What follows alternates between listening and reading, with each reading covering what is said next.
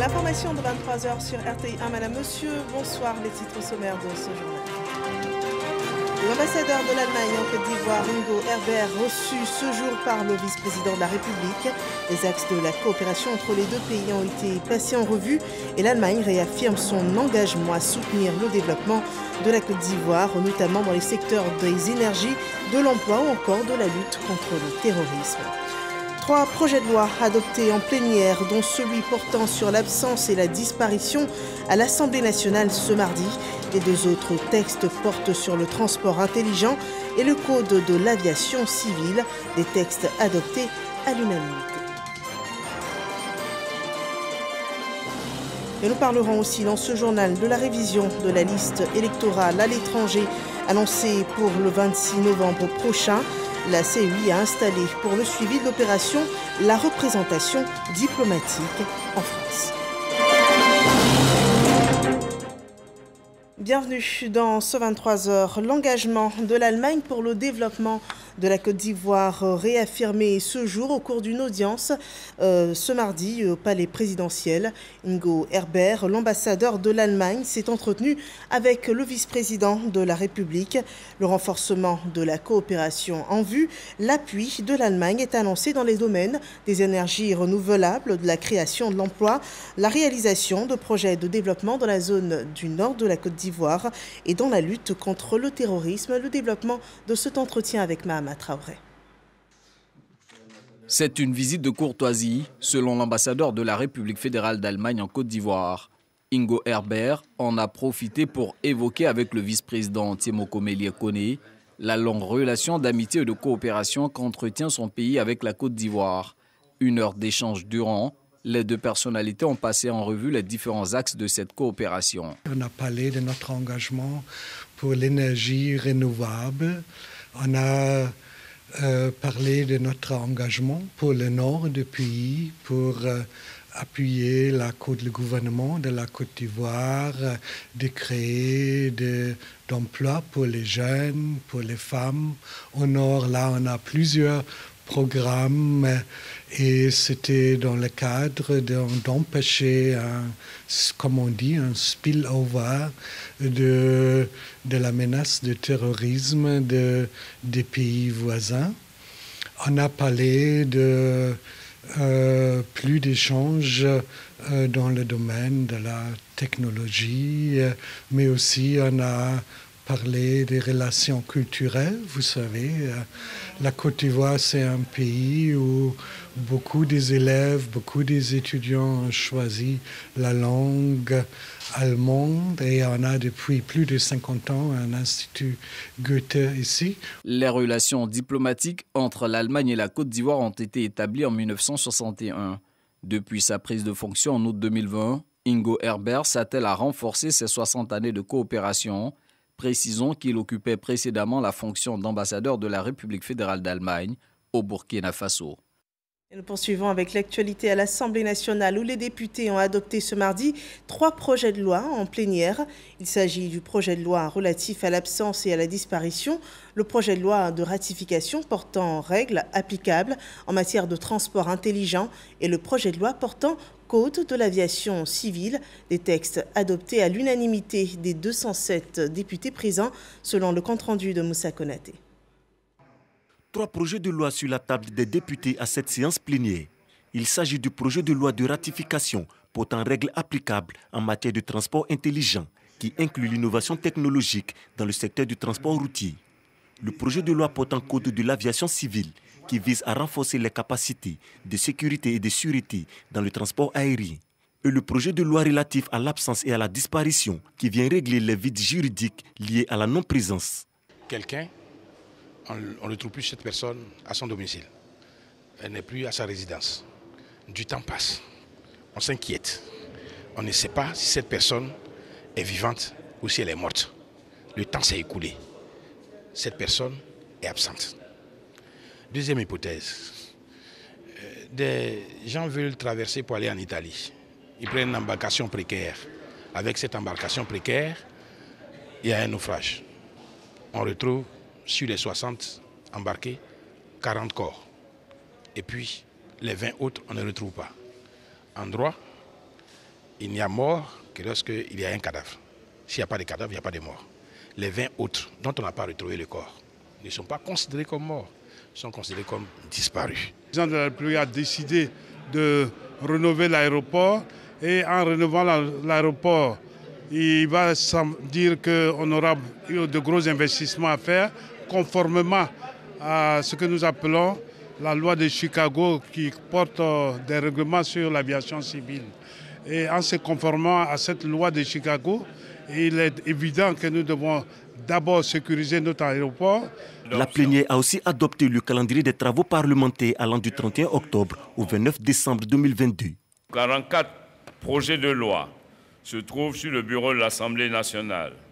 Ils sont tous programmés pour être examinés sur la période sus-indiquée. Il est également inscrit au calendrier une séance d'information parlementaire avec la Commission électorale indépendante sur le processus et les innovations liées à la révision de la liste électorale. Cette séance d'information aura lieu le 31 octobre. Autre axe de cette séance, l'annonce de nouvelles nominations au sein du bureau de l'Assemblée nationale et dans certaines commissions parlementaires. Le député Thomas Camara a donc été proposé au poste de président de la commission en charge des relations extérieures en lieu et place de M. Famoussa Koulibaly. Député Sangaré Yacouba, anciennement rapporteur général de la commission des relations extérieures, a été donc proposé au poste de secrétaire. Le poste de vice-président que j'occupais pour le compte du RHDP, il a été proposé par le groupe parlementaire au député Wei Mela, devenant ainsi vice-président du bureau. Le président de l'Assemblée nationale a aussi félicité et souhaité la bienvenue aux 3 nouveaux députés récemment élus lors des élections partielles. Kofi Atingbri de Lolobo, Bodokrou, Mamadou Diomandi de Séguéla sous-préfecture et Ndri Yao de la circonscription de Méagui sous-préfecture. Et l'actualité au Sénat, c'est la mission de travail qu'effectue le président Jeannot Ahoussou-Kouadio en France. Et dans le cadre donc de cette mission de travail, les mérites du président de la République de Côte d'Ivoire, Alassane Ouattara, sont loués par le Sénat de France. Un hommage pour toutes les actions entreprises pour la reconstruction du climat de paix en Côte d'Ivoire. Kader Sogodogo. Palais du Luxembourg, Paris, hémicycle du Sénat de France. Alain Richard, ancien ministre de la Défense et actuel vice-président du Sénat français, prend la parole pour annoncer la présence d'un hôte de marque, le président du Sénat ivoirien, Jeannot Ahoussou-Kouadio. Le Sénat français a tenu, à travers cette présence, à rendre un vibrant hommage au président de la République, Alassane Ouattara, pour ses actions inlassables en faveur d'une Côte d'Ivoire qui va de l'avant. Monsieur et Madame le Ministre, mes chers collègues, j'ai le plaisir de saluer la présence dans la tribune d'honneur d'une délégation du Sénat de Côte d'Ivoire, conduite par son président, son Excellence, Monsieur Jeannot Ahoussou-Kouadio. Nos 2 Sénats sont engagés depuis dans une coopération étroite, portant notamment sur l'évaluation des politiques publiques et la qualité des travaux législatifs.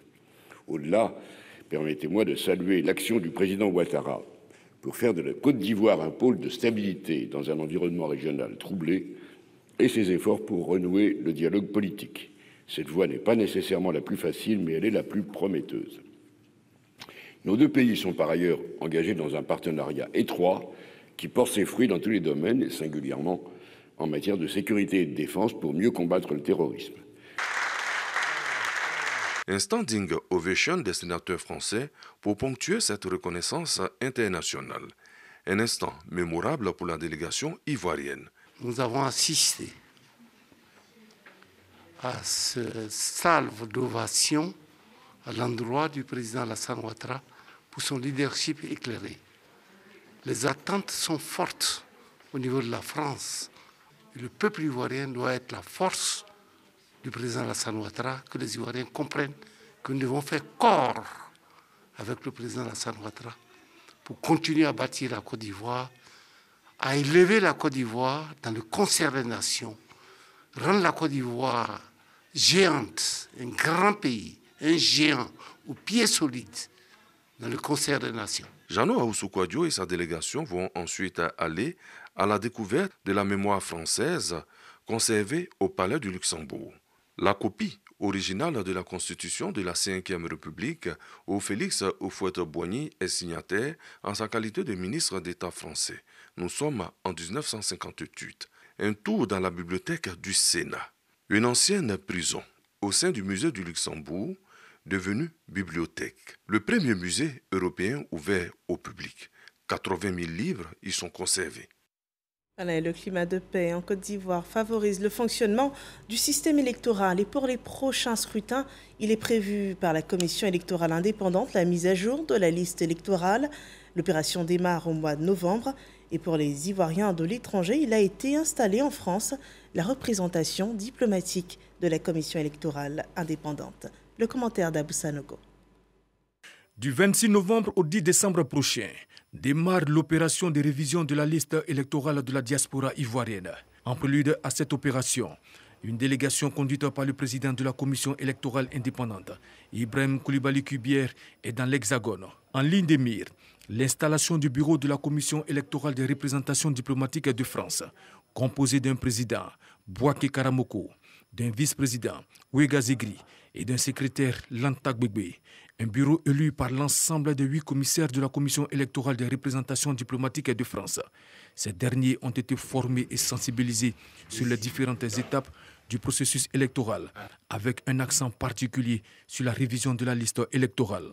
À l'issue de cette formation, une rencontre d'échange avec les leaders d'opinion et les chefs de communauté. La révision permet d'actualiser la liste électorale. Parce que si vous êtes aujourd'hui à un statut A, évidemment, avec le temps, vous pouvez changer de statut. Comment on fait la révision de la liste électorale? La première étape est celle de la collecte des données. Les données sont collectées de deux façons. Soit quand vous vous rendez directement dans nos guichets qui vous seront établis par la Commission électorale de France, vous produisez tous les documents et on prend d'abord vos données alphanumériques et après les empreintes biométriques. Ou bien, vous venez vous faire enrôler en ligne. Mais l'enrôlement en ligne ne concerne que ceux qui sont déjà sur la liste électorale. C'est-à-dire, c'est ceux qui veulent, par exemple, voir leur lieu de vote changer. Une fois les données obtenues, il faut les traiter. Le traitement va consister à expurger les irrégularités qui peuvent être contenues dans la collecte des données. À l'issue du traitement, nous allons afficher la liste provisoire. Au total, 21 pays d'Amérique du Nord, d'Europe et d'Afrique ont été sillonnés par les commissaires de la commission électorale indépendante dans le cadre de cette mission d'installation de bureaux et de sensibilisation sur la révision de la liste électorale. À noter que pour l'opération de révision de la liste électorale à l'étranger, il faut être détenteur soit d'une carte nationale d'identité ivoirienne, soit d'un passeport biométrique ivoirien ou encore d'une carte consulaire. Ici en Côte d'Ivoire, la fonction publique présente son manuel de procédure organisationnelle. C'est un document de référence en matière de formation, d'information et de communication d'une part, mais aussi de gestion et de contrôle. En tout, 28 procédures ont été validées et réparties entre 9 unités administratives. Elles y sont consignées selon ce développement dans ce reportage de Graskando. Manque de célérité, retard dans la délivrance des actes, corruption et mauvaise réception des usagers, entre autres mots qui minent l'administration publique. Pour apporter des réponses à ces préoccupations, le ministère de la fonction publique se dote d'un manuel de procédure organisationnelle en vue de satisfaire les attentes des usagers que sont les fonctionnaires et agents de l'État. Ce manuel comporte 28 procédures. Désormais, ils auront un outil de référence pour regarder ce que nous faisons. Ça veut dire tout simplement que nous jouons la carte de la bonne gouvernance, la carte de la transparence et également de porter des améliorations en permanence de sorte à impacter la vie de l'administration publique. Mais on travaillait sans un document qui retrace nos procédures et ce qui ne permettait pas de faire une vraie évaluation de ce que nous avons à faire au quotidien. L'objectif est d'être dans l'amélioration continuelle de nos procédures en vue de satisfaire donc les usagers clients, comme on le dit. Ce manuel de procédure va booster la gouvernance de l'administration publique. Dans la gestion des ressources humaines de l'État, nous avons une multitude d'actions que nous devons effectuer chaque jour vis-à-vis de l'usager client. Tout cela nous oblige donc à faire en sorte que la performance de l'administration soit vécue au quotidien par les populations et que notre action facilite la vie aux usagers. Parce qu'à partir d'aujourd'hui, il va falloir faire en sorte que tous les agents du ministère de la fonction publique s'approprient ces procédures et la mettent effectivement en application. Le ministère est véritablement engagé pour jouer son rôle de moteur de notre administration. Le processus d'élaboration du manuel de procédure de la fonction publique a démarré en 2015 et a connu un coup d'accélérateur en 2021 et pour être finalisé en 2022. Un autre acte de modernisation des outils de gestion publique, cette fois dans la finance publique, un référentiel est en cours de validation pour améliorer les procédures de la comptabilité des matières. Une action conduite par les acteurs du secteur qui ont à charge la gestion des biens corporels et incorporels de l'État afin d'assurer à terme la situation patrimoniale de l'État de Côte d'Ivoire. Les explications de Lansine Bakayoko. Ce référentiel consensuel en cours de validation ici à Grand-Bassam sera bâti à partir d'un document d'action stratégique élaboré par les experts de la comptabilité des matières. Ce document stratégique servira de boussole à la mise en œuvre de la compta matière en Côte d'Ivoire. Il permettra de déterminer un chronogramme à moyen long terme pour la réalisation des actions prioritaires à mener.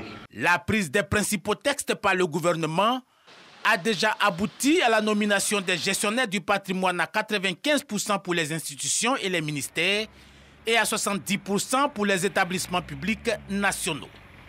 À ce jour, la totalité des gestionnaires du patrimoine désignés a bénéficié de formations sur le cadre de gestion des biens de l'État, les procédures et les outils de gestion en comptabilité matière. La DPE est à pied d'œuvre pour la prise de derniers textes réglementaires, à savoir l'arrêté interministériel relatif au seuil de patrimonialisation et l'arrêté interministériel relatif à la mise en place de la commission de réception des matières. Par ailleurs, elle organisera très bientôt des sessions de formation à l'endroit des ordonnateurs. Ce nouveau mode de gestion des biens de l'État central, des collectivités décentralisées et des établissements publics nationaux est une directive de l'UEMOA qui commande de disposer d'informations relatives à la composition et à la valeur des matières détenues par l'État. Cet outil a pour but d'éviter les malversations et les détournements des biens publics et de promouvoir une utilisation rationnelle des matières et des matériels. À présent, rendons-nous à Dimbokro où plusieurs familles sont sans abri à la suite d'inondations causées par les intempéries. À ces sinistrés, le ministre de l'Économie et des Finances, Adama Coulibaly, a apporté le soutien du gouvernement. Didier Nguessa. Les quartiers de Dimbokro dans la région du Nzi, frappés de plein fouet par la crue du fleuve Nzi, suite aux pluies diluviennes de la semaine dernière. Des centaines de familles aujourd'hui désemparées et sans abri. Dans la dynamique de la Côte d'Ivoire solidaire, le ministre de l'Économie et des Finances, Adama Coulibaly, est sur les lieux pour constater de visu les dégâts et témoigner la compassion du gouvernement aux familles éprouvées. Monsieur le ministre de l'Économie a bien voulu se rendre lui-même sur les sites qui ont été impactés malheureusement par la montée des eaux. Il se propose, en tout cas au nom de tous les cadres de Dimbokro, de faire dans l'immédiat un don de 2 millions de francs et de 10 tonnes de riz en faveur des populations sinistrées. Pour préserver des vies humaines d'éventuels sinistres, le ministre Adama Coulibaly invite les populations présentes encore dans ces zones inondées à les quitter. Il y a 200 familles au total qui ont été touchées environ et donc les dispositions sont en train d'être prises pour que ces populations puissent être accueillies sur des sites, le temps effectivement que les choses se passent bien.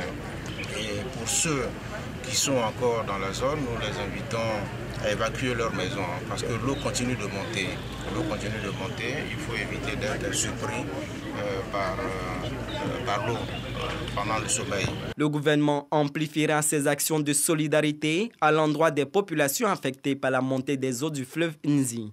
Une délégation conduite par la ministre de la Solidarité et de la lutte contre la pauvreté se rendra sur le lieu dans les prochains jours. Et nous passons au point sur la situation du coronavirus en Côte d'Ivoire.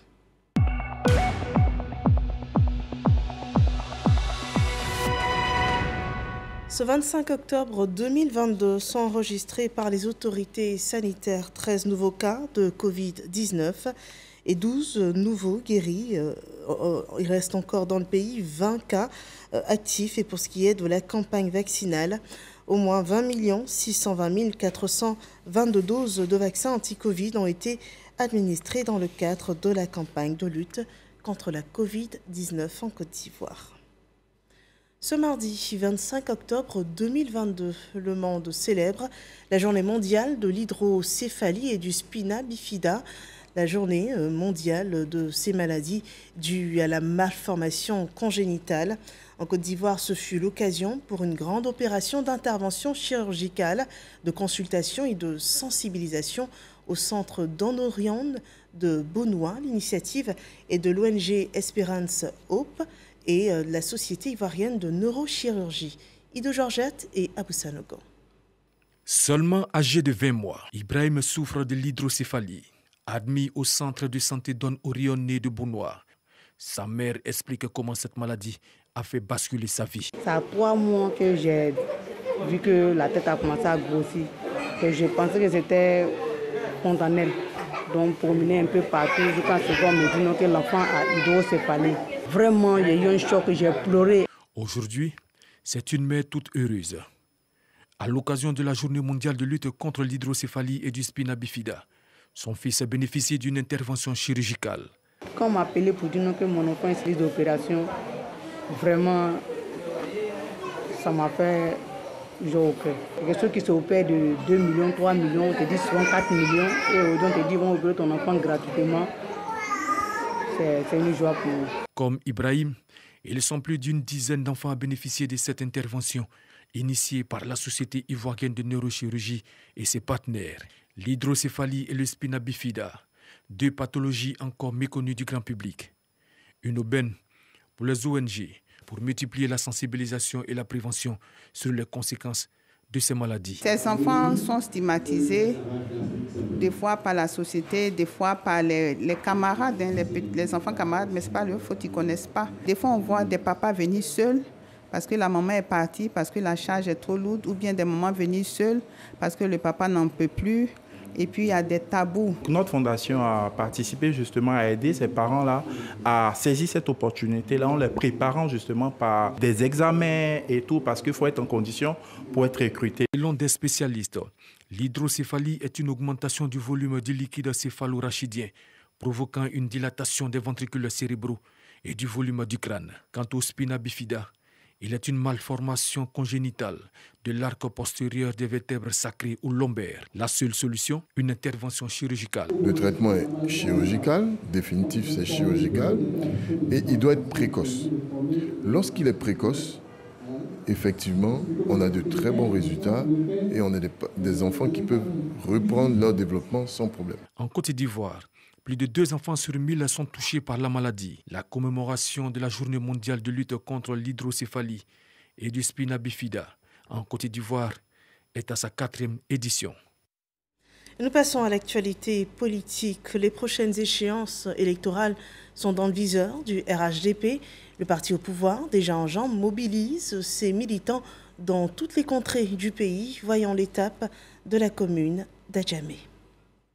Farikou Soumaoro, secrétaire départemental du RHDP, en séance de travail avec des responsables politiques du parti des Oufouettistes. Objectif, assurer la victoire du RHDP lors des élections locales de 2023. Pendant sa prise de parole, le député maire d'Adjamé a invité son auditoire à une mobilisation exceptionnelle pendant ces échéances à venir. Le RHDP est un parti qui veut le bonheur des Ivoiriens. Et aujourd'hui, après les élections départementales, nous mettons cap sur les échéances à venir. Il faut enrôler le maximum de militants, surtout les nouveaux majeurs.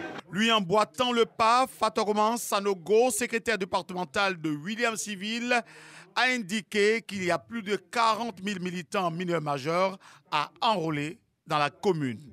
Un défi majeur pour le RHDP. Au niveau d'Adjamé, nous avons 3 départements. Nous sommes passés d'un département à 3. Donc il va sans dire qu'il y aura des changements, notamment 15 zones, à savoir 5 zones par département. Nous avons profité de cette aubaine pour réellement parler des urgences. Les urgences, c'est l'enrôlement de nos militants, mais c'est surtout la révision de la liste électorale. À quelques mois de ces élections locales, le RHDP est déjà sur le terrain pour se donner plus de chances afin de s'imposer dans les urnes. Voilà un reportage de Éric Goré. Nous gardons le même temps. L'opération de mobilisation est la même à Daloa, où le secrétaire départemental du RHDP a présenté le bureau devant conduire les différentes actions du parti sur le terrain. Jean-Marc Tchadji. Rencontre d'échange au domicile du secrétaire départemental RHDP de Daloa, sous-préfecture. Face aux militants et sympathisants dans la cité des Antilopes, Antoine Nizako présente son bureau composé de 13 membres. La nouvelle équipe dit être prête à se mettre en ordre de bataille pour les défis futurs. Il y a la responsabilité de chacun qui est engagé. Et à tous les postes, il y a des responsables. Parce que chacun a une feuille de route. Et c'est le respect de cette feuille de route qui peut donc favoriser la mobilisation et autres. Les sympathisants jugent ces échanges fructueux. Donc nous ferons seulement ce qu'il va nous demander. Nous ne savons rien, grande chose dans la politique. Mais chaque fois qu'il aura besoin de nous, s'il a une idée qui est conforme à la nôtre, quand on te met en mission, il faut t'entourer des gens qui peuvent t'aider à faire ton travail. Donc on l'encourage à faire son travail efficacement. Le secrétaire départemental RHDP de Daloa, sous-préfecture, Antoine Nizako, élu le 23 juillet dernier, envisage de mobiliser les militants de cette localité pour des échéances électorales apaisées. Nous avons l'intention d'être dans le train de l'émergence de certaines régions avec le Haut-Sassandrois, évidemment avec la sous-préfecture. Je suis venu là pour faire basculer en tout cas, là où il faut, le RHDP dans la voie de 2025. Au terme de cette rencontre, un repas est partagé au domicile du secrétaire départemental RHDP de Daloa, sous-préfecture, Antoine Nizako, dans une ambiance conviviale.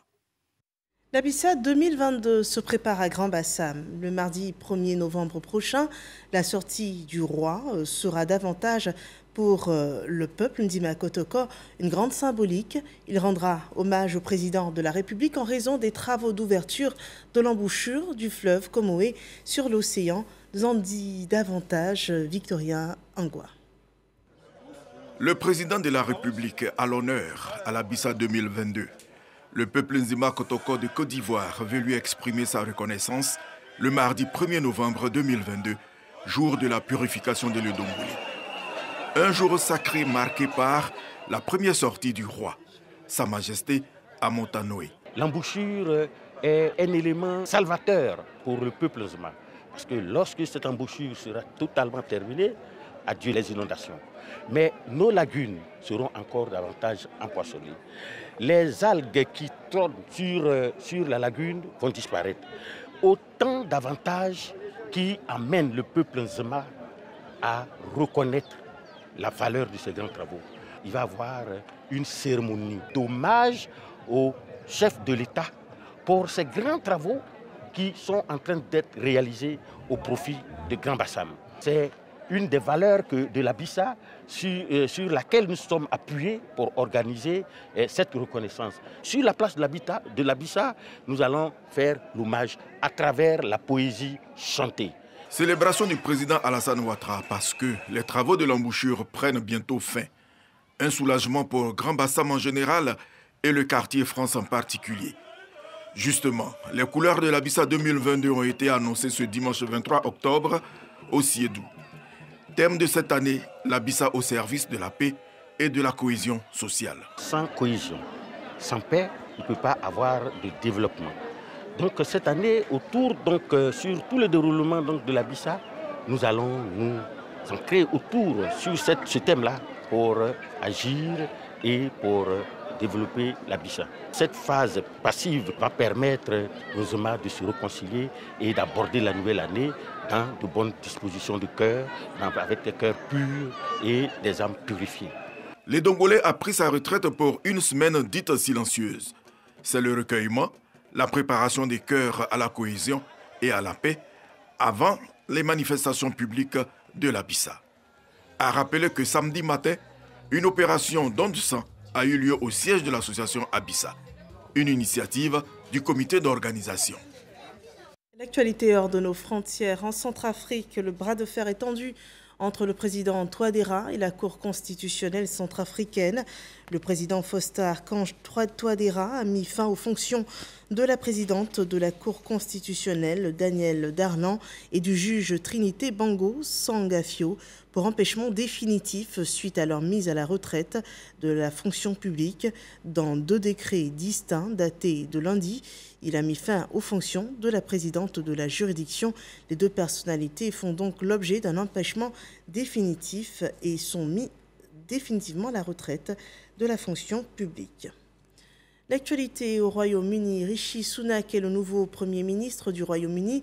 Il a été chargé ce mardi 25 octobre par le roi Charles III de former un gouvernement au lendemain de sa désignation à la tête du Parti conservateur. Il promet la stabilité économique et l'apaisement à la tête du pays. Rishi Sunak a présenté ce mardi un gouvernement de rassemblement. Il a tenté de représenter tout le spectre du Parti conservateur. L'ex-banquier ministre des Finances de 42 ans est entré à Downing Street à peine 5 jours après l'annonce de la démission de Liz Truss. C'est ici qu'on s'arrête pour cette édition d'information. Merci de nous avoir suivis.